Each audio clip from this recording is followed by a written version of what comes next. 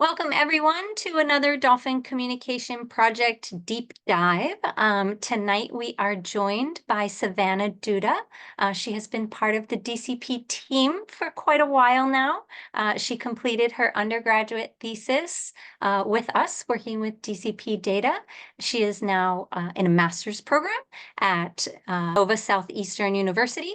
She is in Dr. Amy Hiron's Charismatic Megafauna and Oceanography Lab. And we are very excited to have her share with us information about contacts, physical touch in mother-calf dolphins. I and DCP team, Dr. Kathleen and Dr. Nicole are also with us this evening. We'll be monitoring the chat, so please, if you're listening live, submit any questions to the chat. We'll get to those at the end. And just remember that we are recording, so please keep your videos and your microphones off. And with that, I will pass it over to Savanna. Hello, everybody. Let me get my presentation up real quick. All right. Can everybody see that? Hopefully. Well, thank you, Cal, for the great introduction. Again, my name is Savanna Duda, currently a grad student at Nova Southeastern, and this presentation is about recent publication on contact exchanges in bottlenose dolphin mother-calf pairs. So first, we'll start kind of background. What do we know? So mother offspring is one of the strongest and most important of many relation types across several social mammals. Now, in this relationship, it comes with, from a calf perspective, the biological necessity to be able to live and grow. And in that time span, it can come with learning foraging skills and social skills that allow that calf or calf offspring to grow into adulthood and survive. This relationship has been seen and studied in many different species, from primates to marine mammals. And across those species, most often infants become more involved in the relationship as they get older. So for instance, in primates, you can see this in the grooming of mom is increased by calf as it gets older, or sorry, infant as it gets older, as well as the infant becoming more in control of proximity and closeness. So that comes in regards of how close that is, how often it's started, and when it's ended. We also see this in these kinds of patterns in California sea lions. So in those mom-pup reunions that are often found after mom comes back from feeding, the pup becomes more involved in meeting that mom kind of halfway in making that reunion happen. And that increases as the pup gets older. Now, in delphinid species, the calves are dependent on mom in early life. In this nursing or pre-weaning period that usually lasts from 2 to 4 years, calves are primarily dependent on and interacting with their mother, learning both social and foraging skills in this time period. Now, these interactions can differ and change as the calf ages and develops, both in respect to the calf's behavior and the mom's behavior kind of interacting with the calf. One type of interaction that has been used to characterize these relationships between mom and calf is the pair swim positions. Now, these have been seen across several delphinid species, from river dolphins to narwhals, but especially in bottlenose dolphins, and pretty closely studied in those groups. The first one is the echelon position, which can be shown here. You have the calf in the calf roll, because that's usually where the calf is, although sometimes mom can kind of switch out. And we see on the left Tank, the calf, and demonstrating it a little bit at a different angle with his mom, Bailey. And the other position is the infant position. So this has the calf below the mom right here in that calf roll, close to the mammary glands, which can be a good positioning for nursing to occur. Now, both of these positions provide a hydrodynamic benefit to the calf, so it makes it a little bit easier for the calf to swim, but the echelon position provides a slightly better advantage. So typically that position is seen and expected more in the first few months of life, so 2 to 3 months, and then there's a transition into the infant position. It's not always the case, so keep that in mind as we kind of keep going and start talking about different things. of the results. Now, as you can kind of see here, these positions have pretty close proximity and lend themselves for contacts to occur in those positions. Especially with the echelon position, you can kind of see pectoral fin contacts happen. So this is one of several tactile contacts, but specifically pectoral fin contacts, which you can see here, Alita contacting Dory, her calf, with her pectoral fin. They're seen across dolphin society to build and maintain relationships, but it's especially important in dolphins of the same age and same sex. Now, when this specific type of contact was looked at with mom and calf, there was shown to be less in these pairs or dyads compared to how especially calves use pectoral fin contact with other dolphins. Now, we've seen other kinds of contacts between mom and calf and in general, but they haven't been studied, which brings us to the point of this paper and presentation of how are moms and calves making contact with each other in a broader sense. The main hypothesis is that mother-calf pairs use affiliative contacts more than agonistic.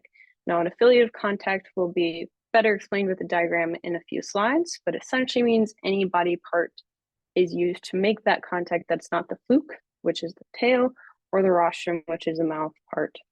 Again, we'll show that diagram shortly. And then these predictions that go along with the hypothesis mainly correlate with comparing ages of the calf. So we go from a 1-year-old calf, which is heretofore known as C1, which is 0 to 12 months. And then we go 2-year calf, C2, 12 to 24, and then C3 as a 3-year-old calf in the same pattern. Those kind of correlate with swim positions as mentioned previously, and that's how these predictions are made. As much as we expect to see more affiliative, agonistic contacts will likely be observed, and that has the split of mothers initiating more with the rostrum and calves initiating more with the fluke.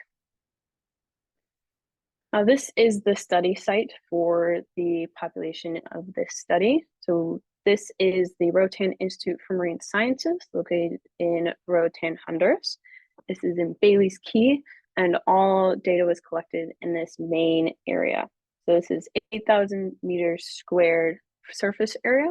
Kind of for reference, this little line with a person and a dot, that is a dolphin and a person, just kind of for reference for the size.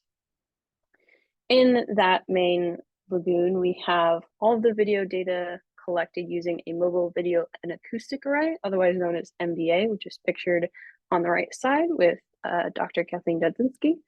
And in future iterations of this, there's a GoPro attached right to the top of that, which is provide all of the digital video analyzed in this study. In collecting that video, a focal animal protocol is used. So this is where the snorkeler identifies a focal animal or dolphin to kind of follow with the MVA until that dolphin swims off the camera or just swims away and can no longer be followed.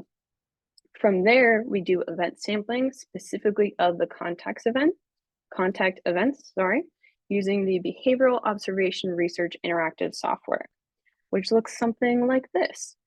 And each contact is logged and you get these options brought up here. Most of these we're not going to get into for this study, but we're going to focus on the initiator ID, can be found here, and that is the dolphin who starts the contact. The receiver ID, right here, which is the dolphin who is contacted by that starting initial dolphin, and the body part used to initiate the contact, specifically under the affiliative or agonistic categories. Now here's that promise diagram of agonistic and affiliative body parts. So we have agonistic in red, or the rostrum and fluke, and then we have affiliative in white, which includes the dorsal fin, the body, which is this whole area, and then the pectoral fin. It's important to note these titles are just that. It's simply a nomenclature to be able to differentiate and categorize the body, but it doesn't assume any kind of intent in why that contact was made. Even trying to predict what intent may be requires a lot more context of the total event rather than just what body part was used. The data for this study is non-parametric, so which means they do not follow a normal distribution. So a chi-square was used with a simulation that had 10,000 permutations. And that was used to determine the p-value or significance level of 0.05 or lower, which indicated significance. And then residuals were used on each individual variable to determine which variables were of interest and should be looked at further. Now, this is an overall kind of demographic table showing all 5 dyads that were looked at in this study. So all of these contexts separated by affiliative and agonistic are across 9 hours of video that were collected in October of 2017, 2018, 2019, and then January of 2018. Now that last month, January 2018, all of the calves in this study were the same age as they were in October 2017. So for instance, Tank, the calf in this situation, was a C1 both in January 2018 and October 2017. So that data is included in this row. So these 2 dyads, Carmela and Stan, and Gracie and Sean, both with mom then calf, were both excluded from the statistical analysis. There wasn't quite enough data to be included, so we focused on Alita, Dory, Bailey, Tank, and Tilly and Sandy. One of the potential reasons this didn't happen, you can kind of see here, Carmela and Stan are a good example. Even though there was 6 hours of video where they could have been present, they were only there for 3 minutes. So just the lack of presence may have been the reason for a lack of contact seen. Now we'll get into the results. Across 289 contacts across all 5 of those dyads, 80.1% were affiliative. Both mothers and calves initiated more affiliative than agonistic contacts, following that pattern, which were 77.8 and 82.6% respectively. Of those contacts, 215 were statistically analyzed, coming from those 3 main dyads that I talked about in the last slide. This table demonstrates all mother-initiated and calf-initiated contacts combined, regardless of the age of the calf. Again, that C1, C2, and C3. From there, each of these sections were analyzed independently, so that to get that chi-square value that's in this last column, and any of these numbers in this table and the following that are bolded means there is significant or a variable of interest if it's regarding the residuals. So for instance, that second section, which is comparing the different types of affiliative contact body parts, had a significant chi-square value. And based on residuals, the 2 values that were of interest and may have contributed to that were the mom as initiator, using the dorsal fin less than expected, and the calf using dorsal fin more than expected. Comparing affiliative and agonistic, and then the type of agonistic body parts of rostrum and fluke did not have a significant chi-square value or any residuals that were indicated variables of interest. Next, we have just the calf as initiator. So this is separated by those calf ages, C1, C2, and C3. All 3 sections had a significant chi-square value. In the affiliative versus agonistic, no variable was particularly of interest. So it really just indicates that overall there was more affiliative than agonistic contacts, kind of like we talked about before and was predicted. Then for comparing affiliative type of contacts, we have that C1 calves use their body less than expected and their dorsal fin more than expected, and the reverse pattern was shown in the older calves, so C3 calves. And then finally, for the agonistic parts, the significant variable was only C2 calves using their rostrum. But kind of what we're going to focus on a little bit in the discussion is that high number of fluke contacts initiated by C1 calves, the 22 number right here. Keep that in mind. And then we have mother as initiator, again separated by how old her calf was. So the only significant chi-square value was in comparing affiliative type of contacts, where we had that moms with their C2 calves initiated less body contacts than expected, but more pectoral fin contacts than expected. And then moms with their see-through calves initiated more body contacts than expected. Again, with that agonistic contact, the fluke is going to be focused on because of the increase in the number of fluke contacts as the calf got older. So we'll talk about that a little bit in the following slides. Now, this first video, kind of delving into more of those results, is looking at Sandy, the calf, at around a month old with her mom, Tilly. At this age, we would expect her to be more in the echelon position, but we see her much more in the infant position. There's a couple instances right here of possible attempts at nursing, which could be a reason that she would use this position younger.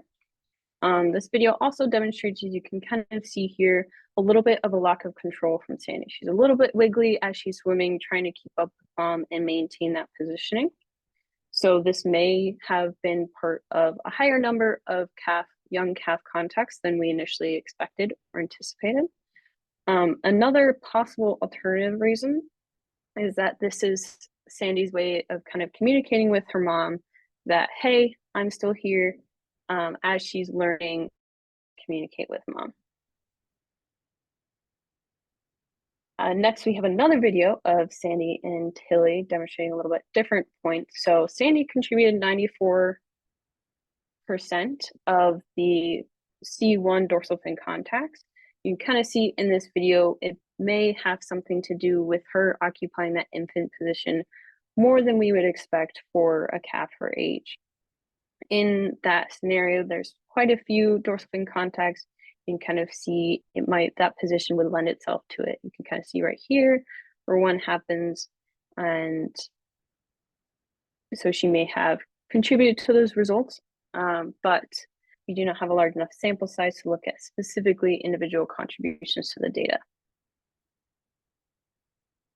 Next, we're going to look at Tank and Bailey so Tank the calf and Bailey the mom at 2 different ages for Tank. So we'll start with him at around 3.5 years or months, sorry. Here he's a little bit in echelon position, but there's not a whole lot of contacts happening when he's young. But you can see here as he kind of moves away, Bailey is much more concerned with maintaining that proximity, similar to kind of how we talked about with primates. And this switch here, as Tank is now mostly in control of maintaining that proximity. You can also see him in that infant position and making a lot more contacts, especially those body contacts. You can see right there. Tank was the only individual that we saw an increase in contacts from a younger age to older age, possibly just because of the data that we had. But he follows a little bit more of the expectations that we would have, especially with those body contacts. Now, another thing you can kind of see in this comparison is just the change in body length for Tank himself. So he gets a bit longer and much more in position for mom or Bailey to make those fluke contacts with his body.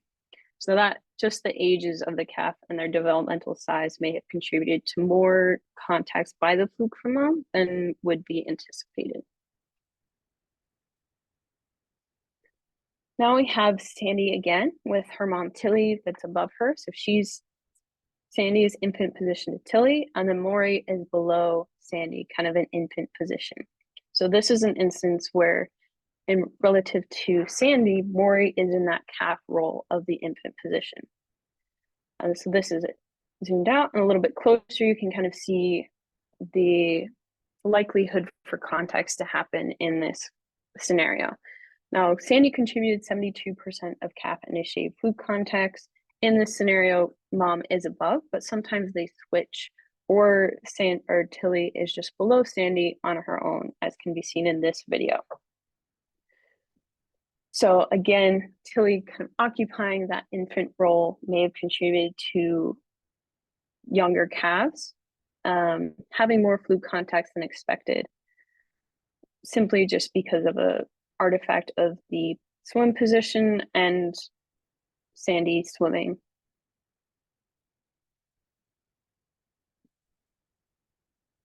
And the last point, so here we have Alita as a mom making a pectoral fin contact with Dory, her calf.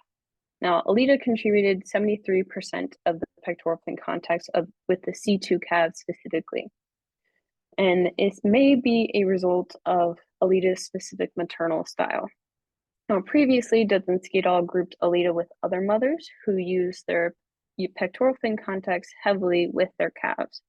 However, this higher use of pectoral fin contacts, specifically by Alita, didn't track through all of Dora's ages that we had in this study.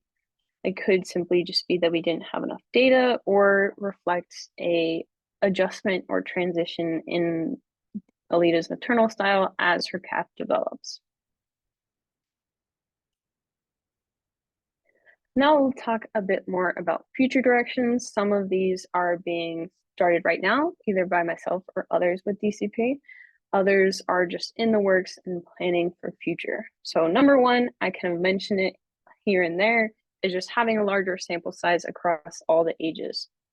So this having a larger sample size will allow us to look at more individual contributions to data, see is this particular dolphin contributing more because of some individual aspect.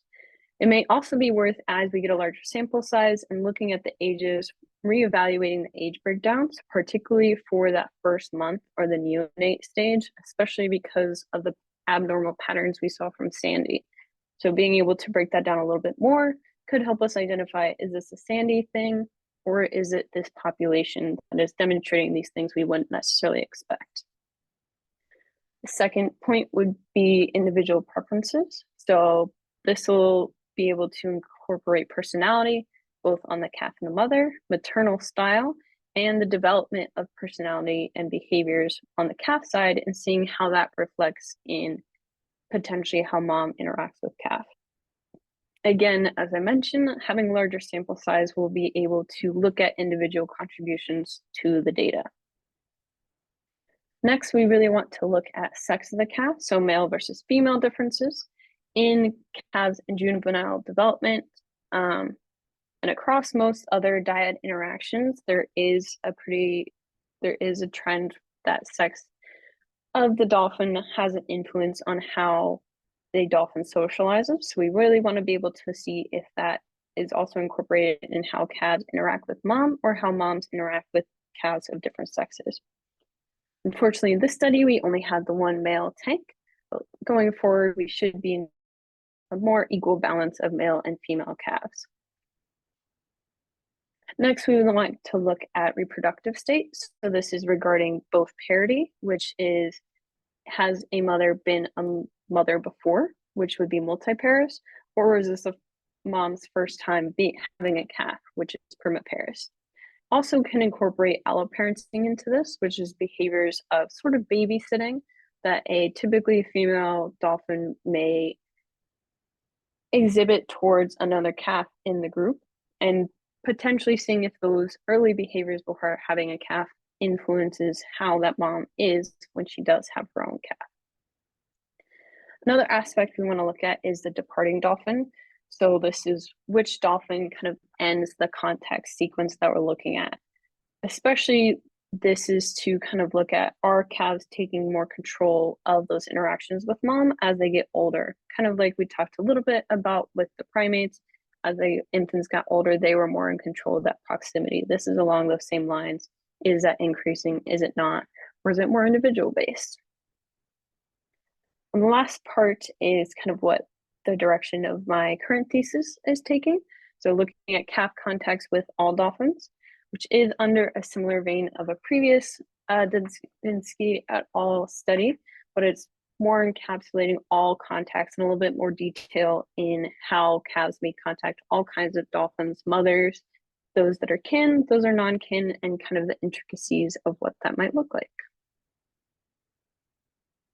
And that is all that I have for you guys. So the study from this presentation is in the 50th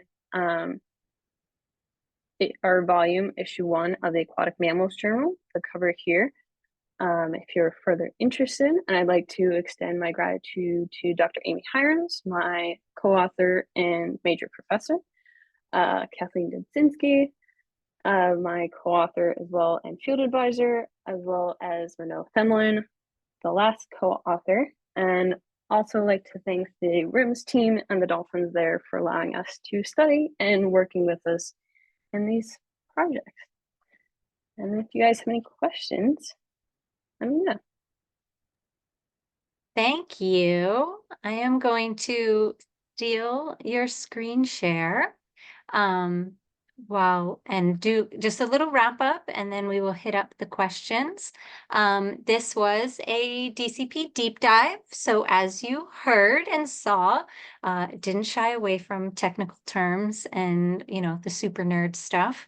But it's recorded, so you can rewind and listen to it again. And then you can also find all of our recorded webinars on our website. Just look under the Knowledge Hub and you will find webinars. You can also listen to them on YouTube. Please subscribe, and Vimeo. So wherever you prefer to watch, we've got you covered. We also have Dolphin lessons. They are shorter, simpler topics, geared towards elementary students, but really intended for everyone and the young at heart. And then, of course, we have our podcast, the Dolphin Pod.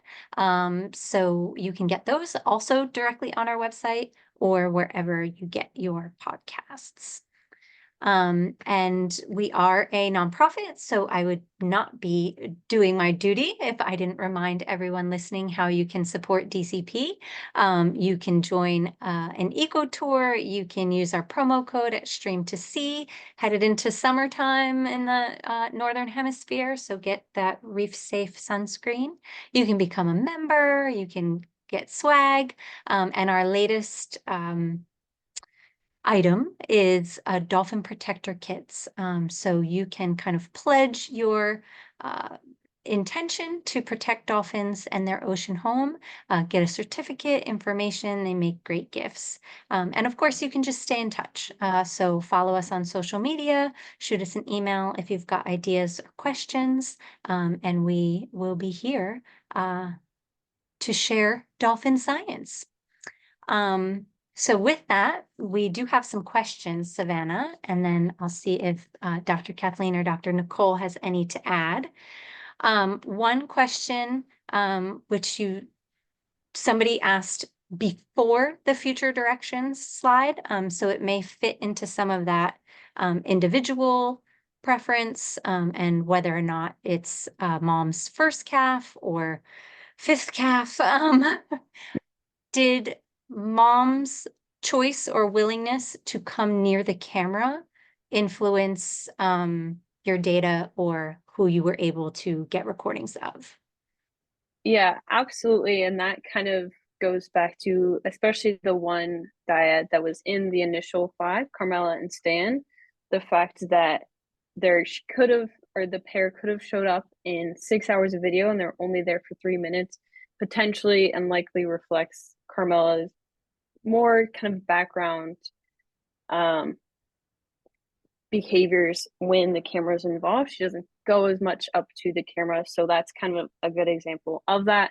We do sometimes have the reverse. Potentially a mom either likes to show off or is more comfortable around the camera because she's been around it for a greater proportion of her life. So we may have a lot more data from that kind of mother calf dyad. So it definitely comes into play. Unfortunately, we have to work with what we get, kind of, but it definitely is kind of factored in where if we don't have enough data, we're not going to include it because of those kinds of individual preferences potentially can influence that. Just to add to that, DCP does have 2 other papers, one on maternal styles. So you have more information on the moms and how they interact with their calves, as well as a paper on calf-initiated pec fin contacts. And those 2 papers are what led to some of the questions that Savanna was looking at for her honors thesis and the paper, as well as for her master's degree as she's going forward.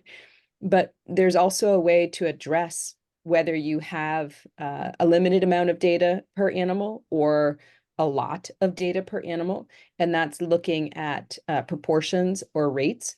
So you can look at the number of contacts based on the amount of time they've been in view, or there's other factors that you can look at. So we, as Savanna said, we go with what we get in terms of the data that's collected, but you can address those potential differences and make it standard to look at the information across the females and the other individuals based on what you have. Excellent. Someone wondered if, as the calf was getting older and the mom was making more contacts with the fluke, if any of that could be mom asking for space once the calf is older. Which maybe I'm chuckling not at the person who asked the question, I'm chuckling as a mom. Yeah. There's the potential for that. And I think really the only way I can answer that is that we need to look at a lot more of the context of that situation. So that kind of behavior would, one thing that could potentially, not that calves or other dolphins always listen, but the receiver response. So if it's a positive response, negative, kind of swimming away, could possibly be part of an indicator of what the mom may have meant. But calf may not listen, so that isn't even always. But really, it would have to come down to the greater context of the specific event. And because we can't talk to them and say, hey, mom, what did you mean when you did this? A lot of it is we can make the best predictions based on a broader context of the situation, but who really knows? Until somebody invents a way to translate or read a dolphin's brain. Just looking at the broader context, I think, is the best that we can do for those kinds of situations. The 3-year-old calf, can you tell listeners how that relates to when the calf would be independent from mom? Does the 3-year-old calf still have a long time to be with mom, or is the 3-year-old calf in this group on the verge of independence? For this group, as far as I know, because that age was or the age categories were made around this one, maybe a couple others, it's usually around after that when the mother will wean that calf off of nursing. Doesn't always happen, but it's often enough that it's a good kind of metric. Going beyond that and maybe looking at calves that we would expect to be weaned off but haven't been yet could be another aspect of kind of expanding those age ranges. But that's usually in this group what we would expect to see after 3 years old. They're kind of more independent, and even within that 3-year-old age, they will show a little bit more independence, interacting with other dolphins, and mom a little bit more backed up, which is kind of the direction I want to go with, looking at how calves interact with all other dolphins and seeing how that changes as a calf gets older. So, yeah. Excellent. Segue.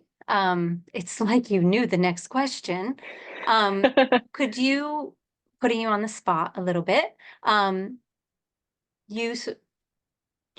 with DCP, doing a research study like this, being an author on a paper as an undergrad, and then shifting to a master's program, what have been your biggest challenges, and are they different now that you've got more experience under your belt than when you started? They definitely are different now, especially going in with peers who are at the kind of forming stage that I was a few years ago as an undergrad. It's definitely a totally different perspective that I have on it now. I think the added challenge for me comes into having I want to do everything.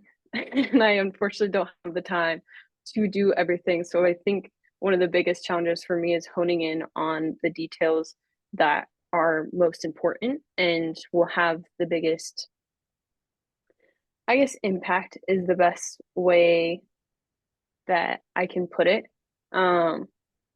But yeah, it's definitely just kind of honing in those details because I've seen everywhere that it can go, as well as just not trying to get too far ahead of myself before I've actually written things down, because I've done it once. So like going back into having to do some of like the minutia, like the small writing and stuff, is also, I think, a bit of a challenge because I've done it once. It's like I have to do this again so soon. Unfortunately, that is just the pattern of research, I suspect. And that's where I plan to go with my career. So I think I should just get used to it now. So, yeah. Excellent. This was no one else's question. I'm just adding it in. So then, Dr. Kathleen and Dr. Nicole, after this, if you have anything that you want to add in, please do. That made me wonder what your advice to students might be who are considering maybe not just, oh, dolphins are so cool, but maybe they're really considering, oh, I think dolphins are cool. Should I go to school or pursue this as a potential advanced degree or career? Do you have any advice for them yet?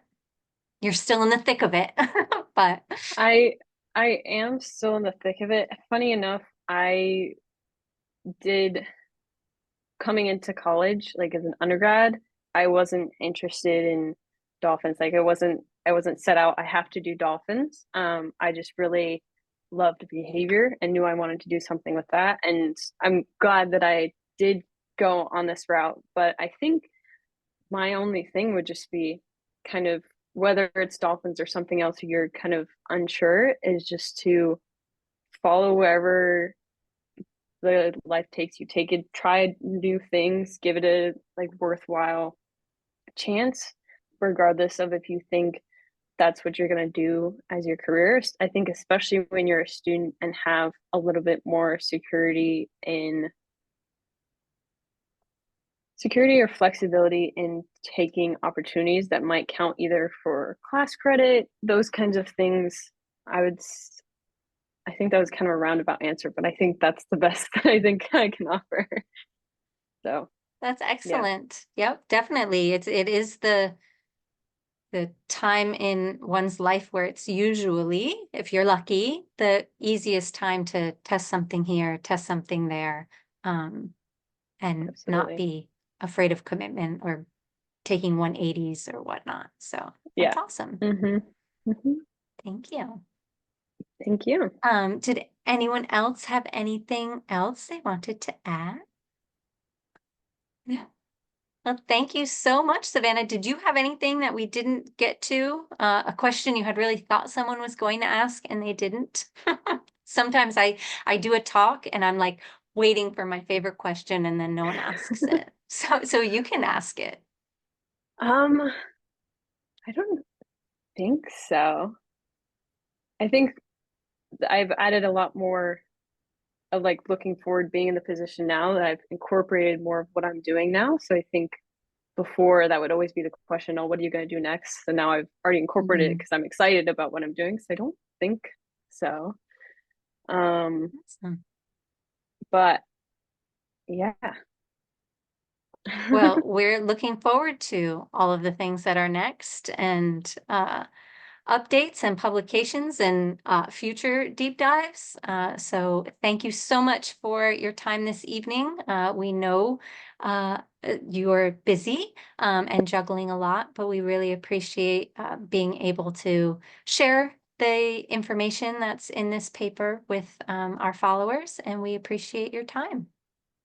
And Thank thanks you to so much. everyone who listened live, everyone who is listening to the recording, and we hope to see you at another deep dive in the future.